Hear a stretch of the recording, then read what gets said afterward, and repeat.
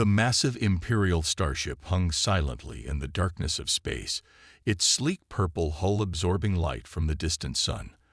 On its bridge, Grand Observer Lee watched the blue-green planet on the main screen with cold eyes. "Another primitive world," he said, his scaled fingers tapping on the command chair. "How far have they advanced?" His science officer, first researcher Mark, pulled up several data streams. "They have reached their moon, my lord. They maintain primitive orbital stations and have sent basic probes to nearby planets. Nothing threatening to the Empire." Lee nodded. This was routine work, finding new worlds to add to the Empire's ever-growing territory. But something about this planet made him uneasy. Perhaps it was how quickly these humans had progressed from first flight to space travel. "They're spreading fast for primitives," he muttered. "True, but their technology is centuries behind ours," Mark replied. "Their most advanced weapons are simple nuclear devices and chemical rockets. They still burn fossil fuels." On Earth, things were far less simple than the Imperial observers realized. Deep within a mountain complex in North America, Commander James Smith stared at sensor readings that shouldn't have been possible. "Show me those energy signatures again," he ordered, rubbing his tired eyes. The young technician nodded and brought up the data. Strange power readings from just beyond Mars' orbit. Readings that matched no known human technology. "Sir, they're trying to stay hidden," the technician said, "using some kind of cloaking technology. But our new quantum sensors can detect their drive signatures." Smith allowed himself a small smile.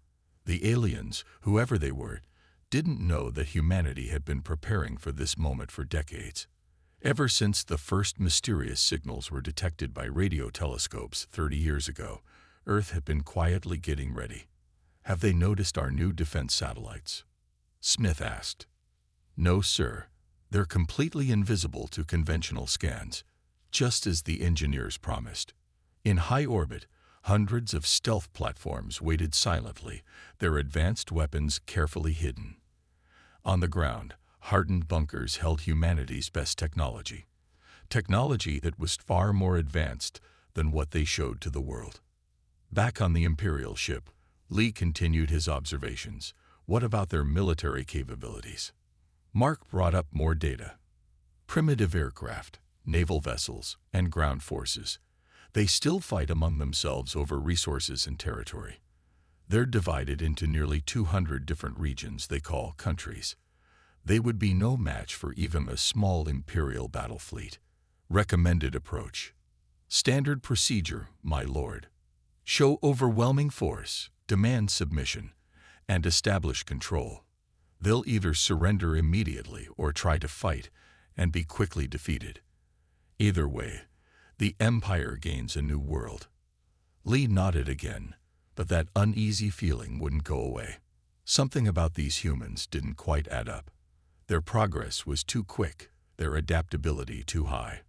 But orders were orders. "Prepare the report for High Command," he commanded.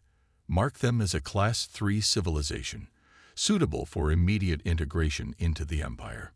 As the Imperial ship prepared to return to Empire space, Commander Smith was already in an emergency meeting with Earth's Defense Council. Representatives from every major nation sat around the table, listening intently. "They're doing exactly what we expected," Smith explained, pointing to the sensor data. "They think we're primitive and vulnerable. Their arrogance will be their weakness." "Are our preparations adequate?" asked one of the council members. Smith nodded confidently. "We've had 30 years to get ready. Our real technology is hidden. Our best weapons are invisible to their scans. And most importantly, they have no idea that we know they're coming." "Then we continue as planned," the council chair declared. "Let them think we're primitive. Let them think we'll be easy to conquer. When they come in force, they'll learn just how dangerous humanity can be." As the Imperial ship disappeared into faster-than-light travel, humanity continued its careful preparations. In labs and factories hidden deep underground, advanced weapons were assembled. In secret bases, soldiers trained with technology that officially didn't exist. And in orbit, Automated defense platforms waited silently for the day the Empire would return. The Empire thought they had found an easy target. Soon, they would learn their mistake. Humanity was ready for war. 3 months after the Imperial scout ship's departure, humanity's sensors detected a much larger fleet entering the solar system. This time, the Empire wasn't trying to hide. 12 massive ships dropped out of faster-than-light travel just beyond Mars' orbit, their purple hulls gleaming in the sunlight. Admiral Wilson stood at the window of the International Space Station's new diplomatic module, watching Earth's first official alien visitors approach. Behind him, representatives from Earth's major nations waited quietly. They all knew their roles and what was about to happen. "They're right on schedule," Wilson said calmly. "Just like we predicted." The Empire's diplomatic vessel was enormous, nearly a mile long. It dwarfed the space station as it came alongside, its sleek design meant to intimidate. A docking tube extended from the alien ship, connecting with the station's new, hastily built diplomatic dock. Imperial Ambassador Rod walked through the tube with 4 guards, his tall frame and scaled skin making him look alien and threatening. Just as planned, the human delegation acted appropriately impressed and slightly scared. "Greetings, primitives," Rod announced, his universal translator making his words understandable. "I bring word from the Galactic Empire. Your world has been chosen to join our great civilization." Wilson stepped forward, playing his role perfectly. "We're honored by your presence," he said, bowing slightly. "Though we're surprised to learn we're not alone in the universe." Rod's smile showed too many teeth. "Your surprise is expected. You are a young species.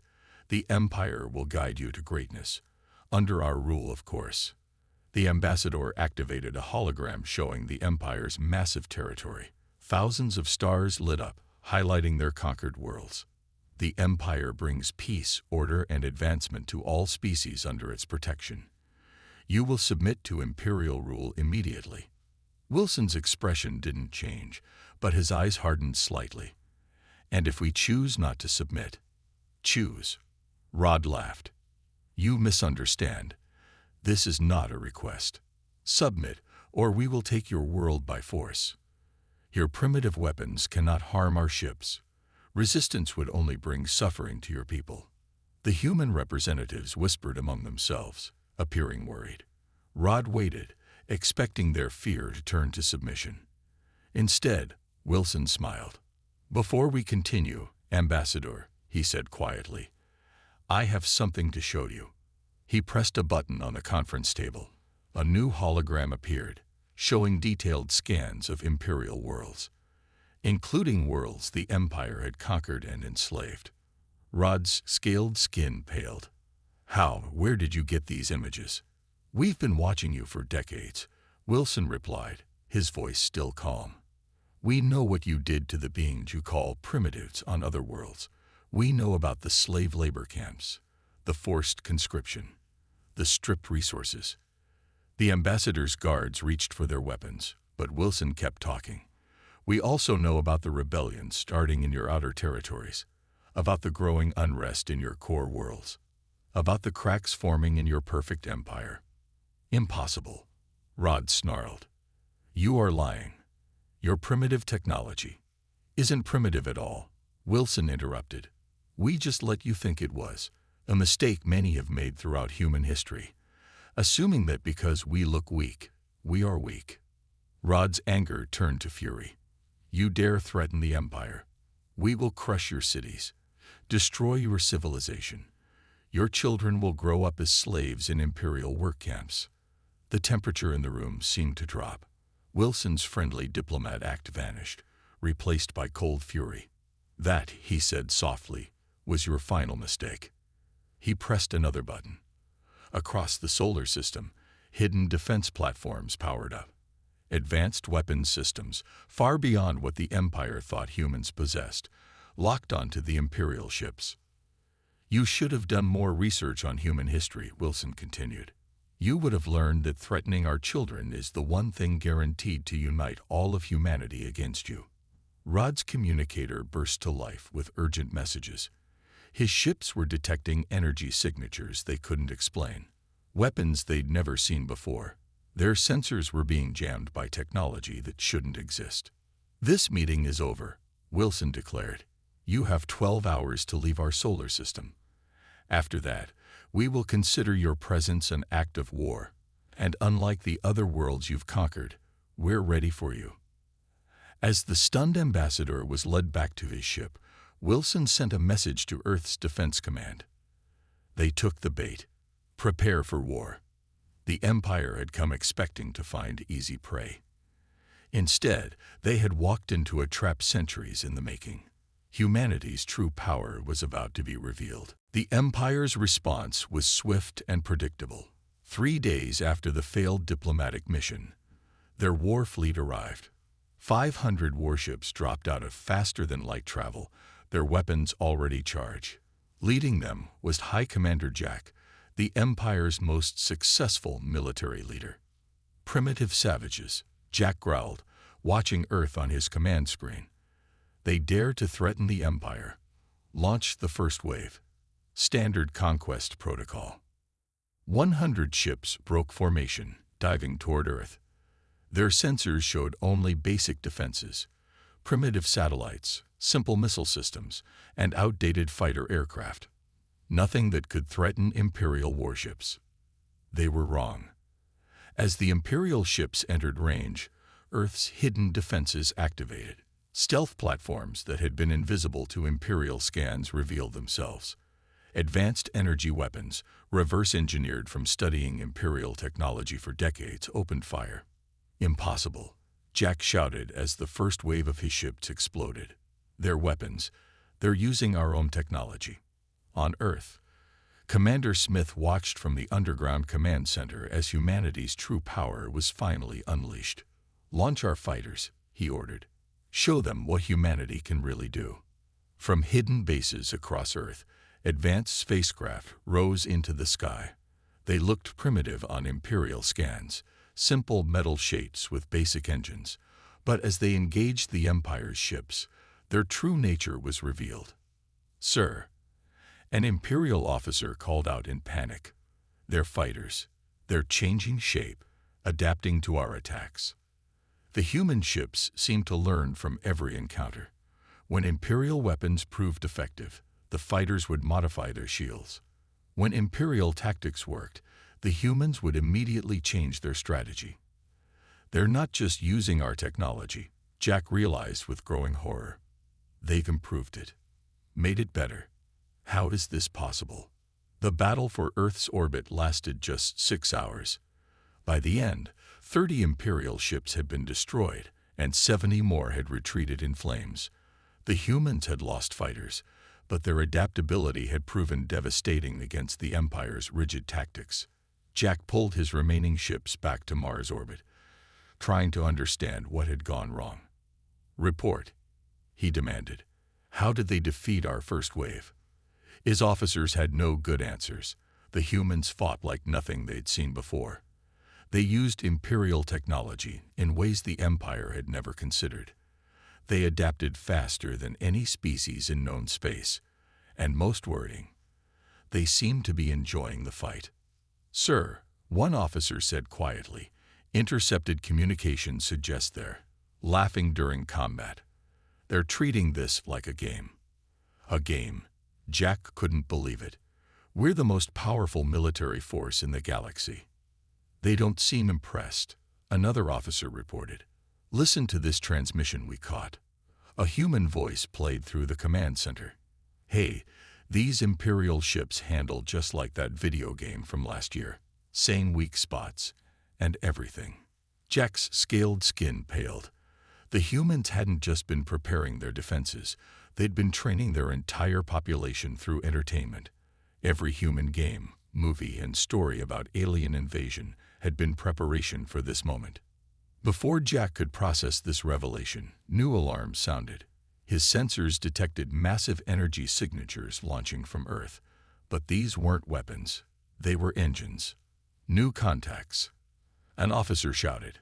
Hundreds of them, rising from the surface, from the oceans, from underground bases. Humanity's real fleet was revealing itself, ships that had been built and hidden over decades, waiting for this moment. Leading them was Admiral Wilson's flagship, its advanced weapons making the Empire's technology look primitive in comparison. All ships, battle formation. Jack ordered, but he knew it was too late. His fleet had fallen for humanity's trap. They'd committed their forces expecting an easy victory, and now they were caught between Earth and Mars with nowhere to retreat. The last transmission from Jack's flagship to Imperial High Command was brief. Humans not primitive, far more dangerous than expected. Send reinforcements immediately. They're not just fighting back, they're winning. Humanity's first interstellar war had begun, and the Empire was learning a harsh lesson about underestimating primitive species. 1 month after the Battle of Earth, the Empire was still trying to understand what had gone wrong. Their remaining ships had retreated to the outer solar system, waiting for reinforcements, but the humans weren't giving them time to recover.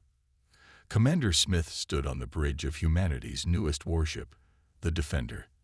The ship had been built using a combination of human innovation and captured Imperial technology. Its hull looked like simple metal to Imperial scanners, hiding the advanced systems within. Status report on the captured Imperial destroyer. Smith asked his engineering chief. "Sir, you won't believe this," the engineer replied with a grin. "We've not only figured out how their faster-than-light drive works, we've made it better. Turns out they were only using it at half its potential power." This was humanity's greatest strength. While the Empire had used the same technology for centuries without question, humans looked at everything and asked, "How can we improve this?" In the Empire's command center near Saturn, High Commander Jack received disturbing reports. The humans weren't just defending Earth anymore. They were pushing outward, and they were using tactics the Empire had never seen before. "Sir, they're hiding ships inside asteroids," an officer reported. "They hollow them out, add engines, and use them as mobile bases. Our sensors can't tell which rocks are real and which are ships." Jack slammed his fist on his command console. How are they learning our technology so quickly? The answer was simple, though the Empire couldn't understand it. Humans had spent centuries dreaming about space travel. Their scientists, engineers, and even their children had imagined countless ways to fight in space. Now they had the chance to make those dreams real.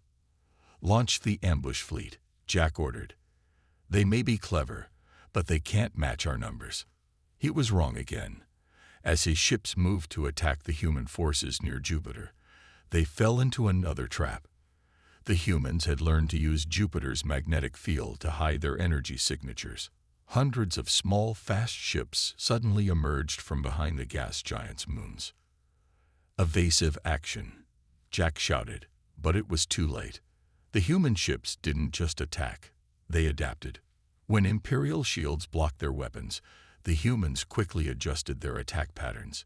When Imperial ships tried to retreat, they found their escape routes blocked by weaponized asteroids. "Sir," Smith's tactical officer reported, "the Empire's ships are falling back. Their formation is breaking." Smith nodded. "They still think like an empire. Big ships, big weapons, direct attacks. They haven't learned that space is three-dimensional. Launch the next phase." Small human ships darted between the Imperial vessels, too quick to hit. They weren't trying to destroy the Imperial ships. They were hurting them. Like shepherds guiding sheep, they pushed the Empire's fleet exactly where they wanted them. Impossible. Jack watched in horror as his ships were forced into a kill zone. "Their weapons are passing right through our shields." Another Imperial officer spoke up. "Sir, they figured out the frequency of our shield harmonics. They're modulating their weapons to match. We never thought anyone would think to do that." The battle lasted less than 2 hours. When it was over, 30 more Imperial ships had been destroyed or captured. The humans had lost ships too, but they treated each loss as a lesson, quickly adapting their tactics to prevent similar losses in the future. Smith looked at the battlefield display with satisfaction. "Send word to Admiral Wilson. Jupiter sector is secured. We're ready to push toward Saturn. As human ships began salvaging Imperial technology from the wrecks, engineering teams were already studying and improving what they found. Each battle taught humanity more about Imperial technology, and each discovery led to new innovations. The Empire had expected to find primitive savages. Instead, they had awakened humanity's full potential. Every human child who had ever played with toy spaceships, every scientist who had dreamed of the stars, every engineer who had imagined better ways to fly, all of them were now part of humanity's greatest adventure. And they were just getting started. 6 months into the war, humanity was ready to take the fight to the Empire. Admiral Wilson stood on the bridge of Earth's new flagship, the Liberty, as it prepared to jump beyond the solar system. The ship represented humanity's greatest achievement, a perfect blend of human creativity and Imperial technology. All ships report ready. Admiral, his communications officer announced. The fleet is in position. Wilson looked at the tactical display. 500 ships of various sizes surrounded the Liberty, each one crewed by humans eager to show the galaxy what Earth could do. But their greatest weapon wasn't their ships or their technology. It was information. Send the message to all Imperial slave worlds, Wilson ordered. Let them know freedom is coming. Across Imperial space, secret transmitters activated. Humanity had spent months sending small stealth probes ahead of their fleet. Now these probes broadcast a simple message to all oppressed species. The Empire can be beaten. Humans have proved it.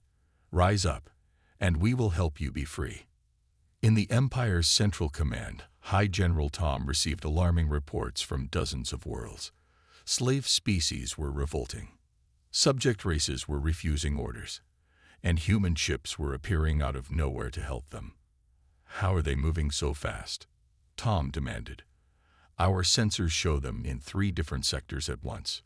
The answer was simple, though the Empire couldn't grasp it. Humans had taken the Imperial faster-than-light drive and completely redesigned it. While the Imperial ships needed hours to calculate a safe jump, humans had figured out how to do it in minutes. Sir, one of Tom's officers reported, we're getting strange readings from the human ships.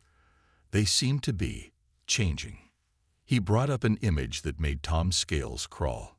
Human ships were adapting mid-battle, reconfiguring their structures to match whatever situation they faced. Against heavy Imperial warships, they became small and fast. Against fighter screens, they transformed into larger weapon platforms. They're not just using our technology, Tom realized. They're showing us everything we could have done with it but never imagined. The Empire had used the same ships, same weapons, and same tactics for centuries.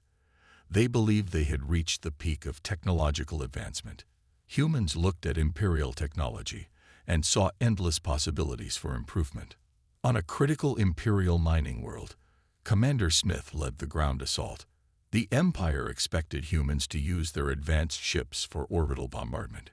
Instead, small teams of human soldiers slipped past their defenses and went straight for the slave camps. You're free now, Smith told the alien workers as his teams broke their chains. Join us if you want, or go home to your worlds. The choice is yours. The Empire had never faced an enemy like this. Humans didn't just want to win. They wanted to free every species the Empire had enslaved. And those freed slaves were eager to help their liberators. Admiral, Wilson's sensor officer called out, Imperial fleet approaching. 500 ships. Wilson smiled. 6 months ago, such a fleet would have seemed unstoppable. Now it just looked like an opportunity. Launch our new drones. Thousands of small, unmanned craft poured from the human ships. The Empire had never considered building ships without crews. It seemed pointless to them. But humans had been dreaming about robot ships for centuries. The Imperial fleet found itself swarmed by machines that had no fear, no need for life support, and no concern for their own survival. The battle was over in minutes. Back on Earth, the Defense Council received Wilson's report with satisfaction. The Empire was falling apart faster than anyone had expected. Its mighty fleets were being defeated. Its slave worlds were breaking free, and its reputation for invincibility was shattered. "Send word to all human ships," the Council Chair ordered. "Phase 2 begins now. Push toward the Empire's core worlds." In just 6 months, humanity had gone from defending Earth to taking the fight to the enemy's doorstep. The Empire was about to learn another lesson. Humans don't just fight to survive. They fight to win completely. The Imperial Palace on the Empire's capital world shook as another explosion rocked the city. Inside the Grand Council chamber, the Empire's highest leaders faced a truth they had never expected. They were losing the war. High General Tom stood before the Emperor, his scales pale with fear. "My lord, the humans, they're unlike anything we've ever faced. They've reached our core worlds in just 9 months." The Emperor, a massive figure in golden armor, rose from his throne. How? How has this primitive species done this to us?" The answer came from first researcher Mark, who had first observed Earth months ago. "My lord, I have studied their history. We made a terrible mistake in judging them primitive." On the holographic display, images of human history played out. "Look at their wars," Mark explained. "In just 1 century, they went from horse-drawn wagons to spaceflight. In their wars, they adapted faster than any species we've ever seen." Another explosion, closer this time. The humans were attacking the capital itself, but not in the way the Empire expected. Instead of a massive fleet bombardment, small teams of human ships were slipping through their defenses, striking critical targets with surgical precision. "Their tactics make no sense," one general complained. "They ignore our main fleets to attack small targets. They bypass our fortresses to free slave worlds. Everything they do goes against proper military doctrine." "That's exactly why they're winning," Mark replied. "We fight wars the same way we have for 1,000 years. Humans look at a problem and find new ways to solve it. While we perfect one way of fighting, they try 100 different approaches." In orbit above the capital, Commander Smith led the human attack force. His ships were smaller than the massive Imperial defenders, but far more agile. They darted between the Imperial warships, hitting power stations, communication centers, and shield generators. "Sir," his tactical officer reported, "Imperial reinforcements approaching. 5,000 ships." Smith smiled. "Just as we expected. Launch Operation Trojan." The name meant nothing to the Empire, but every human knew the story of the Trojan horse. As the Imperial reinforcements arrived, they found what looked like damaged human ships fleeing the battle. The Empire's ships moved to capture them, not realizing they were drone ships packed with surprises. "The fools are abandoning their vessels," the Imperial fleet commander laughed. "Bring them aboard for study." The moment the dummy ships were brought into the Imperial hangars, they transformed. What looked like battle damage was actually disguised doors, which opened to release swarms of small combat robots. Within hours, the Imperial reinforcement fleet belonged to the humans. Back in the palace, the Emperor received the news with shock. "They turned our own ships against us." "Impossible." "No, logical," Mark corrected. "Humans have 1,000-year-old stories about such tactics. They grow up thinking about different ways to fight. Every human child plays games about war, imagining new strategies. Their entertainment is full of stories about beating stronger enemies through cleverness." "Then how do we stop them?" the Emperor demanded. "We can't," Mark said simply. "Look at what they've done in less than a year. They've taken our technology and improved it. They've freed our slave worlds and turned them into allies. They've learned to fight in space better than we have in 1,000 years." The palace shook again. On every screen, reports showed the same thing happening across Imperial space. Human ships appearing from nowhere. Slave worlds rising in revolt. Imperial technology being turned against its makers. "Send the message," the Emperor finally ordered. "To all ships, all worlds. The Empire requests peace talks with the humans." It was the first time in Imperial history that they had admitted defeat, But as they would soon learn, humans could be surprisingly merciful to a beaten enemy. As Commander Smith received the surrender message, he sent a simple reply that would soon become famous across the galaxy. "We don't want your empire. We just want you to learn to be better." The age of the empire was ending.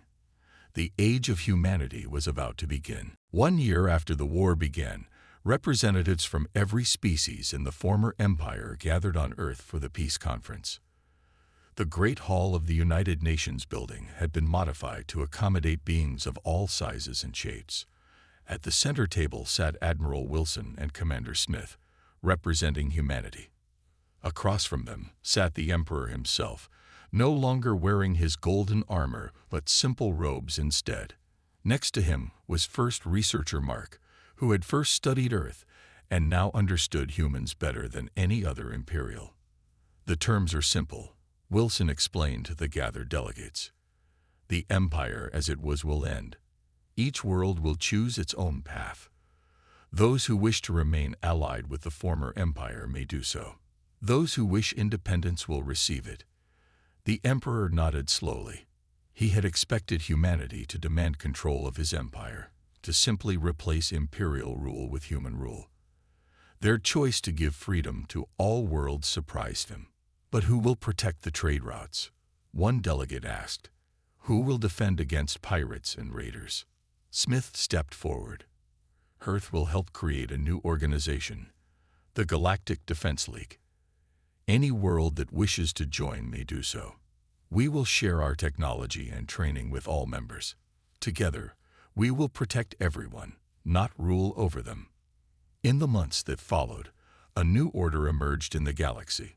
Former Imperial worlds were amazed by humanity's approach. When they asked for help building ships, humans didn't just give them designs. They taught them how to improve the designs themselves. When they needed protection, humans showed them how to defend themselves. "I don't understand," the Emperor said to Mark as they watched human teachers working with young Imperial engineers. "They could have taken everything from us. Why help us instead?" Mark had spent months studying human history and culture. "Because that's what makes humans different," he explained. "They don't want to be rulers. They want to be teachers, helpers, friends. They know that a galaxy where everyone is strong is better than one where one species controls everything." The changes spread quickly. Human innovation combined with imperial resources created new technologies that benefited everyone. Former slave worlds developed their own unique cultures and technologies, adding their ideas to the growing pool of knowledge. On a former imperial factory world, Commander Smith watched alien children playing with human children, all of them learning together in a new school. "Did you ever imagine this when we first detected their scout ship?" Smith asked Admiral Wilson, who was visiting the world. Wilson shook his head. "I expected us to win the war. I never expected us to win so many friends." The greatest change was in the Empire itself. Under its new leadership, guided by human advisors, it transformed from a conquering force into a center of learning and innovation. Imperial engineers, who had once only copied old designs, now worked alongside humans to create new technologies. "The humans have taught us the greatest lesson," the Emperor announced at the first anniversary of the peace treaty. "True strength isn't in controlling others, but in helping them grow strong themselves." A new saying spread across the galaxy. "If you want to build an empire, don't fight humans. Learn from them instead." In orbit above Earth, the Liberty had been transformed into a teaching ship, where beings from all worlds came to learn. Admiral Wilson stood on its bridge one last time before retiring, looking at the stars. "Message from the Defense Council, sir," his communications officer said. "The last independent world has just joined the Defense League. The galaxy is truly united, not by force, but by choice." Wilson smiled. Humanity had done more than win a war. They had shown the galaxy a better way to live. Where the Empire had sought to control, humans chose to teach. Where the Empire had demanded obedience, humans offered friendship. The final entry in the official history of the First Human War read, "The Empire came expecting to find primitives to conquer. Instead, they found teachers who would help them become better than they ever imagined. The galaxy learned two vital lessons: never underestimate humans, and never pass up a chance to learn from them. The age of empire was over. The age of understanding had begun.